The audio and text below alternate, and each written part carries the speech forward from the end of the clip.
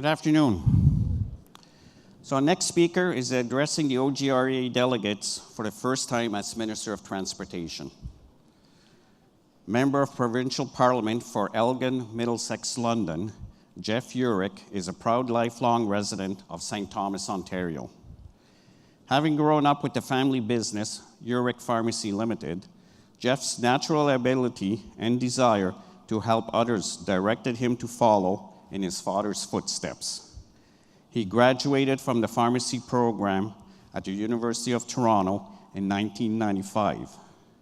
He has been a dedicated community leader in St. Thomas, having been involved with a number of local charitable and nonprofit organizations. This time, please welcome the Minister of Transportation, the Honorable Jeff Yurek. Thanks very much. Good afternoon, everyone. It's great to be here this afternoon to have an opportunity to address the delegates here at Good Roads. I'd first of all like to take the opportunity to thank the Ontario Good Roads Association and everyone in this room for your contribution to Ontario's transportation system infrastructure. It's absolutely critical to the prosperity and vitality of this province. And of course, I want to congratulate you on OGRA's 125th anniversary. Many of you have come a long distance to share your experiences, your knowledge, and your innovative approaches that work. We're here because we all share a common goal, a commitment to improving the quality of life in Ontario's many diverse communities. There are numerous complex challenges in municipalities today. But looking around the room, I see a lot of expertise, a lot of knowledge, and I'm confident that together we can find a solution to any of the problems. Our province depends on a reliable transportation system that promotes safety, encourages trade, and maintains a high quality of life for all Ontarians. To accomplish this, we will continue to build on our strengths, our success, and our partnerships. I'd like to start by telling you a little bit about what our government is doing to improve the fiscal situation in Ontario and lessen the burden on businesses, including the transportation sector, so that together we can grow and thrive. In December, we introduced a red tape reduction bill that will help us cut regulations by 25% over 2 years. I know many people in this room have followed our Making Ontario Open for Business Act, which has now passed. This will make it easier for employers to hire workers and ensure that workers have easier access to jobs and career growth. Our government is seizing opportunities and harnessing new technologies to make government and business more efficient. Just last week, we released the Driving Prosperity, a plan that reflects not only our government's deep commitment to the auto sector, but a plan that will harness Ontario's unique convergence of auto and tech expertise.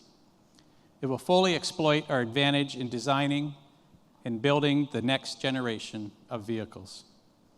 And with recent changes we've made to the autonomous vehicle pilot, we're holding the door wide open for new testing, research, and development opportunities, like allowing participants to test new technologies such as cooperative and connected large truck platoons, and allowing driverless vehicles on public roads. We know that the benefits of being part of automated vehicle innovation is a win for all of us. The potential for increased road safety, managed traffic congestion, and easier movement of goods and services is clear, as are the benefits of decreased emissions and increased potential in research and development in academic circles, along with the untapped potential for employment. These are just some of the many things we are doing that Ontario is open for business. Improving our highways is an integral part of our plan, and we are going to continue on building and repairing our highways. As many of you know, under the previous government, Ontario's deficit was allowed to grow up to $15 billion a year. As municipal leaders, you understand that if deficits were to keep growing, it would put many things at risk, like hospitals, schools, and even our transportation network. Today, Ontario has a government that will get its finances in order. We all know there's some difficult decisions ahead. We are currently reviewing all proposed projects, inactions, places, to make sure that we are better positioned to provide quality and efficient transportation options to Ontarians. In fact, we're finding efficiencies and streamlining services to make sure that government programs and spending make the most sense for the people. These are necessary steps to help achieve fiscal balance and restore public confidence in Ontario's finances.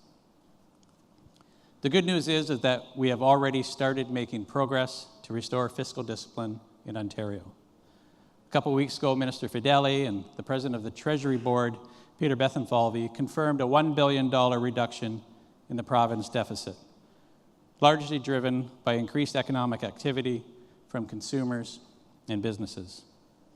Ontario's deficit is now projected to come down to $13.5 billion in 2018-2019. We are making real improvements to fix Ontario's financial position and demonstrating that our plan to fix government is working. We are respecting the taxpayer and making government more effective for everyone. Of course, one reason why we're working so hard to find efficiencies is so that we can fund the projects that matter most, and that certainly includes our transportation priorities.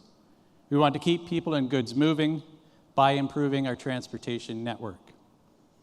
I know that roads and highways are critically important to you in communities large and small right across the province.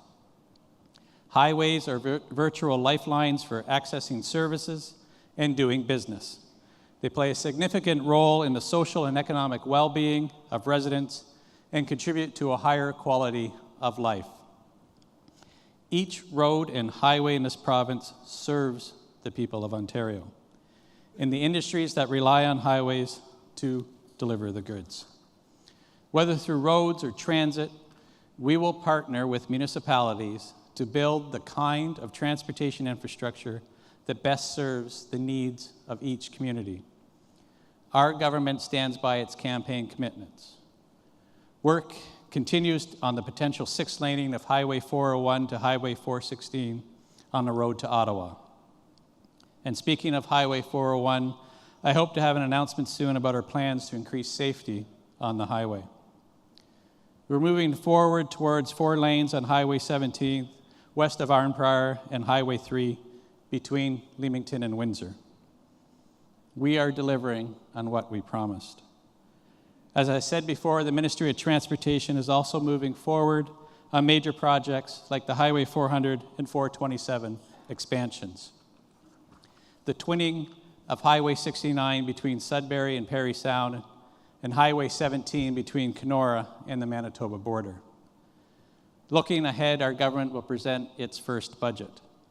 It will be faithful to the principles that have guided us as a government, restoring trust and accountability in Ontario's finances, making Ontario open for business, and respecting consumers and families by making life more affordable.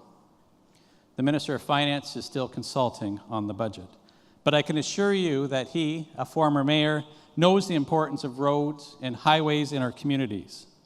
So our government will make smart investments in public transportation, in highways, roads, and bridges, with an eye to improving Ontario's road network to keep it in great condition. Our government, working for the people of Ontario, will continue working to expand transit as part of an integrated transportation system. We believe that planning for highways, roads, and transit must be integrated because, after all, every efficient public transit is absolutely critical to reducing gridlock. As we build public transit, we will use public dollars smarter and work with business to reduce the cost to taxpayers, partnering with the private sector to seize on opportunities like transit-oriented development. For example, cities around the world are using market-driven mechanisms like selling the air rights over transit stations to reduce the cost of building new transit. Allowing developers to build above transit stations will reduce the cost of these projects to taxpayers and will create mixed-use communities at our stations. Last fall, we announced the first new station development of this kind in Ontario at the Mimico GO station, but it won't be our last. I believe there's a strong appetite for more partnerships like this, and I'm very excited to see how we can take this market-driven approach forward. In addition to building transit, we are expanding service. Already, we've added the first commuter GO train service to the Niagara region, more trains to the Kitchener line, and the 15-minute service through most of the day on the Lakeshore line. As well, our government has expressed support for a downtown relief line, the Scarborough subway extension, and the Yonge subway extension. Because we recognize the importance of the subway system, both to residents of Toronto and the economic success of the entire region.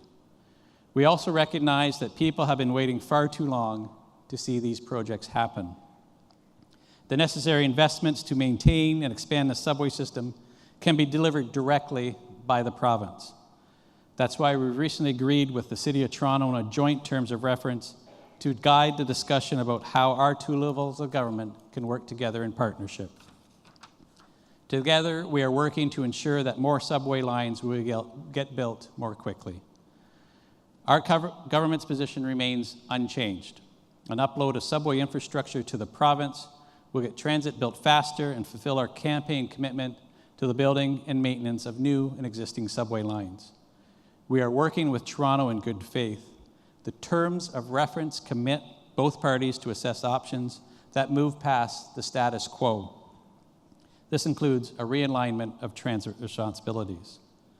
While discussions around the TTC always get a lot of media attention, we are, of course, supporting transit services right across the province.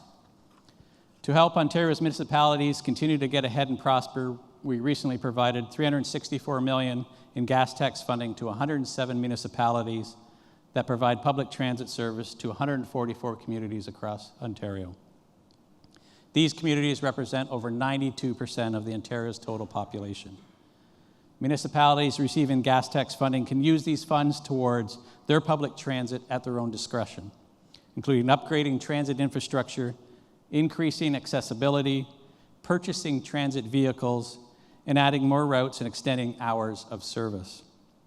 But many municipalities do not have the population base or resources to support a public transit system or to provide sufficient level of transit service. So there is a need for alternative approaches. That is why we announced support for local transit projects in communities across the province that will make life easier for people living in areas with few public transit opportunities. The Ontario Community Transportation Grant Program will provide $30 million over 5 years to 39 municipalities to partner with community organizations to coordinate local transportation services. We are supporting programs that will help Ontarians stay connected to their communities so they can access employment and social programs, attend appointments, visit their families and friends, and maintain an independent and active lifestyle. Of course, while everyone in this room has a passion for good roads, I know you take a broader interest in municipal issues. As Ontario's communities continue to grow, it is important that the most effective plan is the place to manage it. Very soon, we'll start reviewing feedback we have received on our proposed Ontario's growth plan. We want to ensure that municipalities can make their own decisions about how they grow. The province will maintain protections for the Greenbelt, agricultural lands, the agri-food sector, and natural heritage systems. We are proposing changes that would increase housing around transit hubs, attract investment, create and maintain jobs, and make growth planning easier for rural communities. We have also heard your concerns over delays and excess costs associated with the municipal class environmental assessment process and your calls for Class EA reform. I know that many of you have written and spoken to the Minister of Environment on this issue. I can assure you that you are being heard. Our government is committed to ensuring that our province is open for business while maintaining strong environmental protections. As noted in our Made in Ontario environmental plan, we're seeking ways in which Ontario's environmental assessment process might be modernized. The process dates back to the 1970s, and while at the time it might have been its best in class, it is over 40 years old. That said, we're looking ways in which we can address duplication, streamline processes, improve service standards to reduce delays, and better recognize other planning processes, and look forward to a full consultation on how we could modernize Ontario's environmental assessments. Our government will have more to say in the next coming months on this issue. And we look forward to continue working closely with you and other stakeholders on the revitalization of the environmental assessment program. In closing, I'd like to thank all of you for everything you do to keep Ontario's transportation network effective, well-maintained, and growing. I see many opportunities for us to work together as partners on priorities that will build stronger communities and contribute to Ontario's economy. It's an exciting time in Ontario.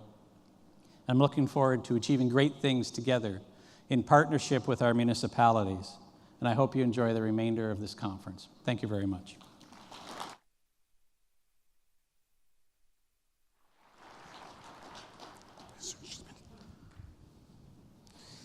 Thank you very much, Minister Yurek. It's very gratifying to see the commitments that you have made on the transportation infrastructure throughout the whole province, not just in one section. So congratulations, and OGRA is delighted to work with your ministry, and let's move Ontario forward. Thank you very much. Thank you. So, ladies and gentlemen, this concludes our session for today. Enjoy your evening, and we'll see you bright and early tomorrow morning. Thank you.